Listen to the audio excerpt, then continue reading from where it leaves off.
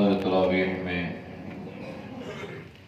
سورۃ الحجر تلاوت کی گئی۔ مکہ میں اس کا نزول ہوا۔ قرآن کریم پر جو اعتراض تھا اس اعتراض کا اللہ نے جواب دیا کہ جو قرآن آپ صلی اللہ علیہ وسلم پہ اترا ہے یہ کچھ ساختہ یا من گھڑت کتاب نہیں ہے، بلکہ تلک آیات الکتاب و قرآن مبین، یہ اللہ کی طرف سے آیات ہیں اور یہ کھلم کھلا اللہ کی کتاب اور قرآن مجید ہے۔ دنیا میں مان لو تو تمہارے لیے کامیابی ہی کامیابی ہے، اور اگر خدا نہ خواستہ انکار کرو گے تو پھر قیامت کے دن تمہارے لیے سوائے افسوس اور حسرت کے کچھ نہیں ہوگا۔ اس کو اللہ نے یوں ذکر فرمایا، ربما یود الذین کفروا لو کانوا مسلمین۔ جب اہل ایمان جنت میں چلے جائیں گے اور کچھ اہل ایمان اپنی گناہوں کی سزا بھگت کے اللہ ان کو جہنم سے جنت کی طرف بھیجے گا، تو جب آخری مسلمان جہنم سے نکل کر جنت کی طرف جانے لگا ہوگا تو اس وقت اہل جہنم یعنی یہ کفار جو دنیاوی اعتبار سے ہمیں بڑے اچھے اور بڑے عقل مند لگتے ہیں، یہ سارے کافر اس وقت یوں کہیں گے کہ کاش ہم بھی مسلمان ہوتے ہیں۔ یہ جو اللہ نے ایمان کی دولت عطا فرمائی ہے، یہ جو کلمہ اللہ نے ہمیں عطا فرمایا ہے، یہ جو دین کی سمجھ اللہ نے ہمیں عطا فرمائی ہے، یہ جو دین کے ساتھ اللہ نے ہمیں جوڑا ہے، یہ اللہ کی بہت بڑی مہربانی ہے، اور اللہ پاک ہمارے اوپر یہ بہت بڑا فضل ہے کہ اللہ نے ہمیں اس کی اہمیت سے آگاہ فرمایا۔ ایک حدیث میں نبی کریم صلی اللہ علیہ وسلم نے فرمایا، من یرید اللہ بہ خیرا یفقہہ فی الدین، کہ اللہ دنیا میں جس کے ساتھ خیر کا ارادہ فرماتا ہے اللہ اس کو دین کی سمجھ عطا فرماتا ہے، اللہ اس کو دینی شعور عطا فرماتا ہے۔ تو یہ دین کی سمجھ اور دین کے ساتھ وابستگی یہ بہت بڑی اللہ کی توفیق اور اللہ کا فضل ہے، اور اس ایمان کی قدر اس وقت آئے گی جب انسان اپنے کچھ گناہوں کی سزا بھگت کے جہنم سے جنت کی طرف جانے لگے گا، تو اس وقت یہ جہنمی یہ سارے کافر بہت افسوس کریں گے۔ ربما یود الذین کفروا لو کانوا مسلمین، یہ اہل کفر یہ جہنم میں رہنے والے یہ کہیں گے کہ کاش ہم بھی مسلمان ہوتے، بے شک ہمارے اعمال بھی کمزور ہوتے، ہم نے بھی کلمہ پڑھا ہوتا، اس کلمے کی بدولت اللہ آج ہمیں اس جہنم سے نجات عطا فرما دیتا۔ اس لیے ایمان کی قدر کرنی چاہیے، اور اس کلمے کی بالخصوص انسان کو قدر کرنی چاہیے۔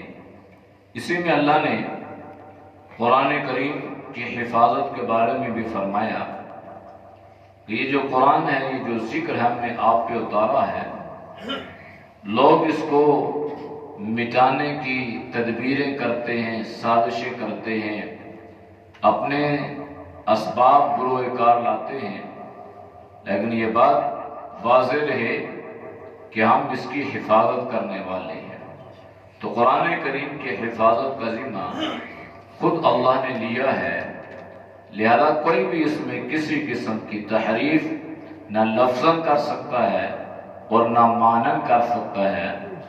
اگر وہ لفظاً بھی کرے گا تو فوراً پکڑا جائے گا، اور اگر معنن اس میں تحریف کرنے کی کوشش کرے گا تو فوراً اس کو علماء پکڑ لیں گے کہ اس نے قرآن کریم کے معنن یا لفظاً اس نے یہاں پر تحریف کی ہے۔ لہذا اس کی حفاظت کا ذمہ اللہ نے لیا ہے، اور کوئی اس میں کمی بیشی کسی اعتبار سے بھی نہیں کر سکتا۔ پھر اللہ نے انسان کی تخلیق کے بارے میں ذکر فرمایا کہ اللہ نے انسان کو کس انداز سے پیدا کیا۔ جب انسان کو اللہ نے بنایا تو اس کے بعد اللہ نے فرشتوں سے یہ کہا، یہ انسان کی عظمت ہے، فرشتے جو ہے یہ نوری مخلوق ہے، اللہ کے مقرب ہیں، تو ان فرشتوں کو اللہ نے یہ حکم دیا کہ تم انسان کے آگے سجدہ کرو۔ تو اصل میں انسان کے آگے یہ جو سجدہ تھا یہ سجدہ تعظیمی تھا۔ انسان کی عظمت کو اللہ نے فرشتوں کے سامنے ظاہر فرمانا تھا کہ جس کے سامنے سجدہ کیا جاتا ہے وہ چیز اس کی نظروں میں اعلیٰ ہوتی ہے۔ لہذا فرشتوں کو بتلایا کہ آپ نے ان کے آگے سجدہ کیا تو یہ انسان افضل اور اعلیٰ ہے۔ ابلیس کا ذکر کیا، انکار کیا، تو اللہ نے اس کو کس طرح مردود فرمایا۔ جب یہ مردود ہوا تو اس نے اللہ کی بارگاہ میں یہ درخواست پیش کی کہ اللہ مجھے اتنی مہلت دے کہ میں تیرے بندوں کو ورغلاؤں، گمراہ کروں۔ تو اللہ نے فرمایا ٹھیک ہے، لیکن یاد رکھنا میرے وہ بندے جو مخلص ایمان والے ہوں گے وہ صراط مستقیم پر رہیں گے، تم جتنا بھی داؤ لگاؤ گے، جتنا بھی ان کو ورغلاؤ گے، گمراہ کرنے کی کوشش کرو گے، میرے وہ اہل ایمان تمہارے جھانسے میں نہیں آئیں گے اور وہ صراط مستقیم پر ہی چلتے رہیں گے۔ اس کے لیے اللہ نے ایمان والوں کے ساتھ جنت کا وعدہ فرمایا ہے، اور اللہ اہل ایمان سے یہ فرمائے گا کہ اے متقی پرہیزگار لوگو تم جنت میں داخل ہو جاؤ، ادخلوها بالسلام آمنین، آج تمہارے لیے سلام ہے، تم سلامتی کے ساتھ، امن کے ساتھ اس جنت میں داخل ہو جاؤ، اب تمہیں کوئی بھی اس جنت سے نکالے گا نہیں۔ سورۃ النحل میں اللہ نے ایک شہد کا ذکر فرمایا ہے، اور اس میں اللہ نے انسان کو کچھ غور اور فکر کی دعوت دی ہے کہ اللہ کی طاقت دیکھیں، اللہ کی قدرت دیکھیں کہ اللہ پاک نے کس طرح ایک مکھی سے میٹھا شہد پیدا فرما دیا، اور پھر اس شہد کو اللہ نے شفاء للناس، لوگوں کے لیے شفا کا ذریعہ بھی بنا دیا۔ تو یہ اللہ کی قدرت ہے، اللہ کی تخلیق ہے کہ اللہ پاک جس سے جو چاہیں، جس طرح کا چاہیں، اللہ اس سے وہ کام لے لیتے ہیں، تو اللہ کسی کا محتاج نہیں ہے۔ پھر اللہ نے اس میں جانوروں کا ذکر فرمایا کہ تمہارے لیے یہ جو جانور اللہ نے پیدا کیے ہیں اس میں بھی بڑی عبرت ہے، بڑا سبق ہے۔ وَإِنَّ لَكُمْ فِي الْأَنْعَامِ لَعِبْرَةً نُسْقِيكُم مِّمَّا فِي بُطُونِهِ مِن بَيْنِ فَرْثٍ وَدَمٍ لَبَنًا خَالِصًا صَائِغًا لِلشَّارِبِينَ۔ اللہ نے فرمایا کبھی اس پہ غور کیا ہے کہ آپ دودھ دوتے ہو اور دودھ جہاں سے آتا ہے اس کے دائیں بائیں دو طرح کی غلاظتیں ہیں، ایک گوبر ہے اور ایک خون ہے، اور اللہ پاک اس کے درمیان سے لبنا خالصا سائغا للشاربین، بہترین خالص دودھ اللہ نکالتے ہیں، یہاں تک کہ نہ گوبر کی آمیزش، سمیل، بدبو اور نہ خون کی رنگت اللہ اس دودھ میں ظاہر ہونے دیتا ہے۔ تو یہ اللہ کی قدرت ہے، اللہ کی طاقت ہے کہ کبھی کبھی موقع ملے تو ذرا اللہ کی تخلیق کردہ چیزوں پہ غور و فکر بھی کیا کرو۔ پھر اللہ نے اس کے آخر میں کچھ اہل ایمان کو دستور عطا فرمائے، کچھ منشور اللہ نے عطا فرمایا کہ اگر اللہ تمہیں کسی ریاست کا حکمران بنا دیں یا تمہارے ذمے تمہارے کندھوں پہ اللہ کوئی ذمہ داری ڈال دیں تو آپ نے کس طرح احسن انداز سے اس ذمہ داری کو نبھانا ہے۔ کوئی عہدہ اللہ عطا کر دے، کوئی منصب اللہ عطا کر دے، کوئی امارت اللہ عطا کر دے، حکومت اللہ عطا کر دے، تو فرمایا کہ پہلا کام یہ ہے کہ ان اللہ یأمر بالعدل والاحسان، تم نے عدل سے کام لینا ہے، انصاف کا بول بالا کرنا ہے۔ کسی ریاست کے وجود کو بقا تب ہے جب وہاں پر انصاف کا بول بالا ہوگا، اور انصاف رعایا کو ان کی دہلیز پہ ملے گا تو وہاں پہ امن ہوگا۔ جہاں پہ انصاف نہیں ملے گا وہاں پہ امن نہیں ہوگا۔ چوریاں کیوں ہوتی ہیں، ڈکیتیاں کیوں ہوتی ہیں، قتل و غارت کیوں ہوتی ہیں؟ اس کی بنیادی وجہ یہ ہے کہ لوگوں کو انصاف نہیں ملتا۔ ایک پڑھا لکھا نوجوان وہ غلط راہوں پہ کیوں چل پڑتا ہے؟ وہ کیوں اپنی گزر اوقات کے لیے چوری اور ڈکیتی یا نشہ یا منشیات کا راستہ اختیار کر لیتا ہے؟ اس کی وجہ یہ ہے کہ وہ انصاف نہ ملنے کی وجہ سے معاشرے میں احساس محرومی کا شکار ہو گیا، حالانکہ پڑھا لکھا نوجوان تھا۔ تو اس لیے بنیادی طور پہ عدل،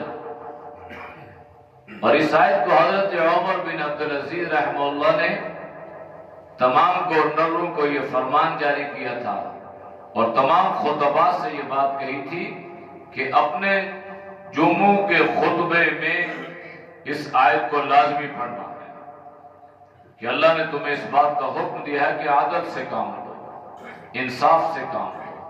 انصاف والے کو اللہ پسند فرماتا ہے، ان اللہ یحب المقسطین، جو عدل کرتا ہے، انصاف کرتا ہے، اسے اللہ محبت کرتا ہے۔ دوسرا حکم یہ دیا کہ والاحسان، احسان کرنا ہے۔ یہ نہیں ہے کہ اللہ نے آپ کو اقتدار عطا کر دیا تو اب آپ انتقام یا بدلوں پہ آ جاؤ، فرمایا نہیں، آپ نے احسان کرنا ہے، اور احسان کا معنی یہ ہے کہ کوئی آپ کے ساتھ اچھائی کرے یا نہ کرے، آپ نے بہرحال اس کے ساتھ اچھائی کرنی ہے۔ حل جزاء الاحسان الا الاحسان، اگر ہم لوگوں کے ساتھ احسان کریں گے تو اس کا بدلہ کل اللہ ہمیں احسان کی صورت میں عطا کرے گا۔ اور اللہ فرمائے گا تو نے میرے بندوں کے ساتھ درگزر والا معاملہ کیا، آج میں تیرے ساتھ درگزر کا معاملہ کرتا ہوں۔ تو جب انسان میں احسان نہیں ہوتا تو وہ پھر وحشی درندہ بنتا ہے، وہ پھر انتقام پہ اترتا ہے۔ پھر سیاست جو ہے وہ ہماری گولی اور گالی کی سیاست بن کے رہ جاتی ہے۔ اس لیے اللہ نے والاحسان فرمایا، وَإِيتَاءِ ذِي الْقُرْبَى وَيَنْهَىٰ عَنِ الْفَحْشَاءِ وَالْمُنكَرِ وَالْبَغْيِ، پھر فرمایا کہ رشتہ داروں کو نظر انداز نہیں کرنا۔ اللہ نے کوئی عہدہ دے دیا، کوئی منصب اللہ نے عطا کر دیا تو رشتہ داروں کو فراموش کر دو، ان کو پوچھو ہی نہ، ان کو رشتہ دار تسلیم ہی نہ کرو، ان کے ساتھ قطع رحمی کر دو۔ فرمایا نہیں، رشتہ داری کا خیال کرنا ہے۔ وَإِيتَاءِ ذِي الْقُرْبَى، جو قریبی ہیں، چاچے، مامے، پھوپھیاں، خالائیں، ان کے ساتھ اپنا تعلق مضبوط رکھنا ہے۔ وَيَنْهَىٰ عَنِ الْفَحْشَاءِ وَالْمُنكَرِ، اور فحاشی سے اور گناہوں کے کاموں سے روکنا ہے۔ یہ نہیں فرمایا کہ خود رکنا ہے، فرمایا روکنا ہے۔ تو روکتا کون ہے؟ جو خود رکتا ہے۔ اور جو خود اگر منکرات اور گناہوں کی طرف جائے گا، فحاشی اور عریانی کی طرف جائے گا، تو وہ خود بچ نہیں سکتا۔ کسی ریاست کے وجود کے لیے ان باتوں کا ہونا ضروری ہے، اور کسی بھی حکمران کے لیے یا کسی بھی گورنر کے لیے یا کسی بھی امیر کے لیے یا کسی بھی منصب یا عہدے والے کے لیے، ان کے لیے ضروری ہے کہ وہ ان 6 باتوں پر عمل کریں۔ بغض کہتے ہیں باغی بن جانے کو، حدود سے تجاوز کر جانے والے کو، یا حدود سے تجاوز نہیں کرنا، اللہ کی حدود کا خیال کرنا ہے۔ اور جب یہ ساری باتیں پیدا ہو جائیں تو آگے آپ نے کیا کرنا ہے؟ ادعو الی سبیل ربک بالحکمہ والموعظۃ الحسنہ وجادلہم باللتی ہی احسن۔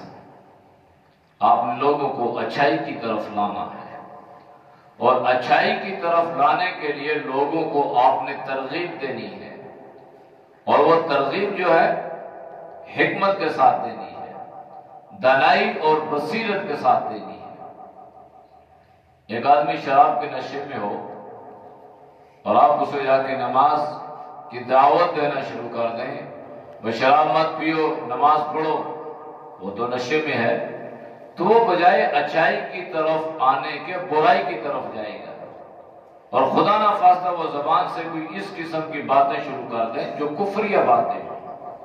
اس لیے اس بات کا انتظار کرنا ہے کہ جب اس کا نشہ اتر جائے گا، یہ نارمل ہو جائے گا، تو پھر اس سے بات کرنی ہے۔ اس کو حکمت کہتے ہیں، والموعظۃ الحسنہ، اور بہترین انداز سے اس کو نصیحت کرنی ہے۔ اور اگر وہ جھگڑنے پہ آ جائے، اس کے ساتھ جھگڑنا نہیں ہے، بلکہ بہترین انداز، بہترین تکلم اور بہترین گفتگو سے اس کو دین کی طرف لانے کی محنت کرنی ہے۔